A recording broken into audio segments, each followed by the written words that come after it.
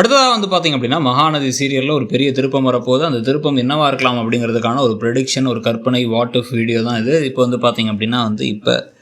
கங்காவுக்கு மனசெல்லாம் ஏகப்பட்ட வழி இருக்கிறதுனால கங்கா வந்து புலம்பி தள்ளிக்கிட்டு இருக்காங்க. யமுனா கிட்டக்க, குமரன் கிட்டக்க, ஈவன் வந்து சாரதா கிட்ட எல்லாத்துக்கிட்டையுமே எனக்குன்னு தனியாக வந்து ஒரு வளைகாப்பு வைக்க முடியுமா முடியாதா? 5வது மாதமாக இருந்தாலும் பரவாயில்ல, நான் தானே அக்கா, அவள் எனக்கு முன்னாடி கர்ப்பமாக இருக்கலாம், ஆனால் நான் கர்ப்பமாக இருந்தானே எல்லாருக்கும் தெரிய வந்துச்சு. அது மட்டும் இல்லாமல் அவளுக்கு 7வது மாதம் பண்ணலான்னு அவங்க கணவரும் தாத்தாவும் சேர்ந்து முடிவு பண்ணிட்டாங்கல்ல, அப்புறம் என்ன, எனக்கு இப்போ பண்ணிவிடுங்க அப்படின்னு உடனே சரி ஓகே. ஆனால் வந்து அவ்வளோ செலவு பண்ணுறதுக்கு இப்போ கையில் காசு இல்லைன்னா எனக்கு சின்னதாக இருந்தாலும் பரவாயில்ல, ஆனால் எனக்குன்னு தனியாக ஒரு வளைகாப்பு வேணும் அப்படின்னு வந்து கங்கா சொல்ல,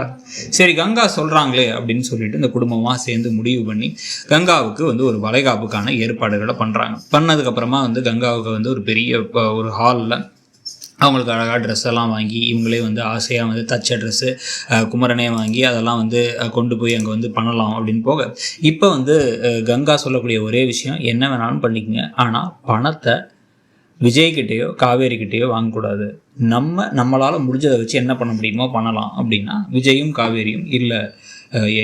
குமரன் கிட்டக்க விஜய் போயிட்டு இல்லை நீ கொஞ்சம் பணத்தை வாங்கிக்கோங்க அப்படின்னு சொல்ல, உடனே வந்து அதெல்லாம் பணமெல்லாம் வேணாங்க, நீங்கள் வந்தால் மட்டும் போதும் அப்படின்னு சொல்லும் பொழுது, இல்லை எப்படியும் செலவாகும், கையில் காசு இருக்கானா, இல்லை தான், இருந்தாலும் இருக்கிறதுக்கு ஏற்ற மாதிரி பண்ணிக்கலாம், ரொம்ப ஆடம்பர செலவெல்லாம் பண்ண வேணான்னு முடிவு பண்ணிட்டோம் அப்படின்னா வந்து இல்லை, ஒரு தடவை பண்ணுற வளகாப்பு வந்து பெருசாக பண்ணணும், அதுவும் வந்து எங்கள் குடும்பத்துடைய முதல் வாரிசு, அதனால் மாமா சொல்கிறத கேளுங்க மாமா, விஜய் கிட்ட காசு இருக்குது, அவருடைய பர்சனல் அக்கௌண்ட்லேயே இருக்குது, அவர் மொத்தமாக பணம் இல்லாமலாம் வரல, என்கிட்டையும் வந்து அந்த அப்பற பிஸ்னஸில் கொஞ்சம் ப்ராஃபிட் எல்லாம் இருக்குது, இதை வந்து வச்சு பண்ணுவோம் அப்படின்னு சொல்லிட்டு பணத்தை கொடுக்க, குமரன் கையில் காசு இல்லை வேணான்னு சொன்னாலும் கூட சாப்பாட்டு செலவு, மண்டப செலவு அப்படின்னு பல செலவுகள், ட்ரெஸ் செலவுன்னு எல்லாம் வந்த உடனே சரி ஓகே அப்படின்னு வேறு வழி இல்லைன்னு வேறு பணத்தை வாங்கிக்கிறார். பணத்தை வாங்கிட்டு நேராக வந்து இப்போ ஃபங்க்ஷன்லாம் வந்து பெருசாக ஆடம்பரமாக நடந்துக்கிட்டு இருக்கும் பொழுதே வந்து சந்தோஷமாக கங்கா நமக்குன்னு ஒரு தனி ஃபங்க்ஷன் அப்படின்னு உட்காந்து மேடையில் உட்காந்துருக்கும் பொழுது குமரனும் வந்து பார்த்திங்கன்னா வந்து அப்படியே அங்கிட்டு ஓடியாடு வேலை செய்கிறது எல்லாத்தையும் பண்ணிகிட்டு இருக்க. இந்த பக்கம் வந்து கங்கா அதுக்கப்புறம் வந்து இந்த பக்கம் காவேரி, யமுனா, அதுக்கப்புறம் வந்து விஜய், நிவின், இவங்களும் வந்து நிறைய வேலைகள்லாம் செஞ்சுட்டு இருக்க. தாத்தா பாட்டி அங்கே ஃபங்க்ஷனுக்கு வந்தாலும் பாட்டி மூஞ்சியை தூக்கிக்கிட்டே இருக்காங்க. ஏண்டா உனக்காக வந்து நாம் வந்து வளகாப்பு பண்ணோம் அப்படின்னா நீ வந்து ஒத்துக்க மாட்டேன்ட்ட, ஆனால் வந்து உன் ஒய்ஃபோட அக்காவோட வளகாப்புக்கு ஓடியாடி வேலை செஞ்சிட்ருக்கியா அப்படின்னா ஒரு 2 மாதம் போட்டும் பாட்டி, நீங்கள் இன்னமும் வந்து காவேரி மேலே கோபமாக இருக்கீங்க, அவளை தப்பாக புரிஞ்சுக்கிறீங்க, அவளை எப்போ சரியாக புரிஞ்சுப்பீங்களோ அப்போ வரைக்கும் நான் வெயிட் பண்ண போகிறேன் அப்படின்னா, இப்போ கூட நான் சரியாக புரிஞ்சுக்கிறேன்டா, என் கூட வீட்டுக்கு வந்துடு,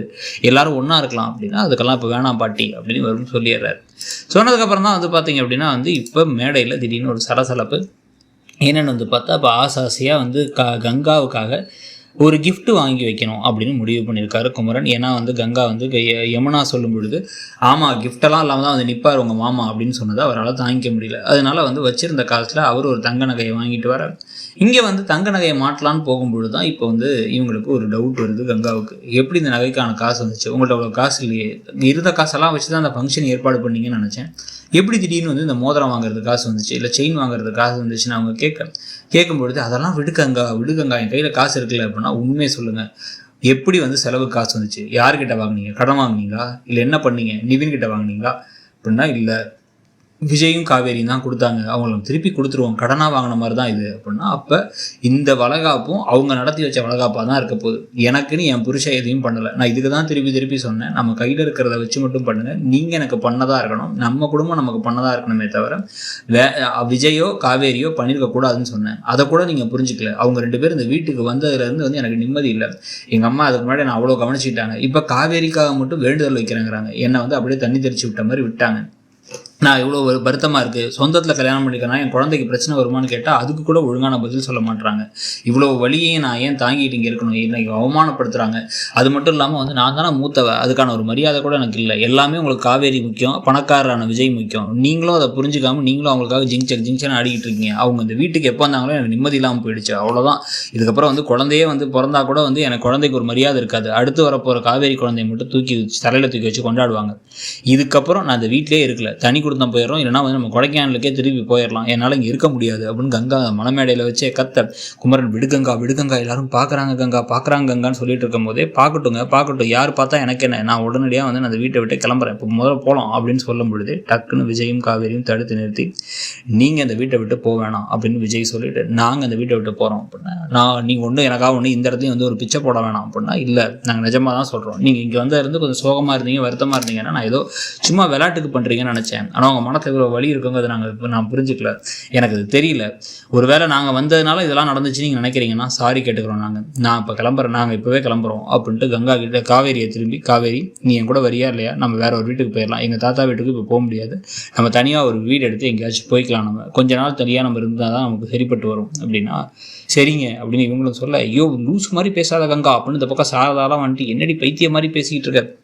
அதெல்லாம் போகாதீங்க மாப்பிள்ளை அப்படின்னு வந்து இங்கே விஜய் கிட்ட, தம்பி போகாதீங்க தம்பி அப்படின்னு வந்து பேச, இல்லை இதுதான் சரிப்பட்டு வரும், இதுதான் கரெக்டான முடிவு அப்படின்னு சொல்லிட்டு விஜயும் காவேரியும் வீட்டிலேருந்து பெட்டி படுக்கலாம் எடுத்து கிளம்ப. கங்கா இதையோ சாதித்த மாதிரி சந்தோஷமாக இருக்கு, ஆனால் கங்காவோட வழியை யாரும் புரிஞ்சுக்காமலே இருக்கு. ஆனால்